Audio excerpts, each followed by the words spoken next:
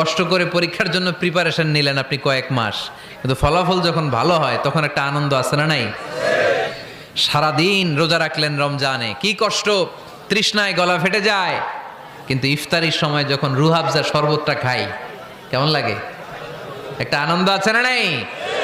এজন্য আল্লাহ বললেন فإن مع العسر يسرا إن مع العسر يسرا। ও নবী, কষ্টের দিন মক্কায় অল্প কিছু দিন, মদিনাতে আনন্দের দিন অপেক্ষা করছে। আমাদের জীবনে যদি দুঃখ কষ্ট আসে আমরা ধৈর্য ধরবো, তাওয়াক্কুল করবো একজনের উপর, তিনি কে?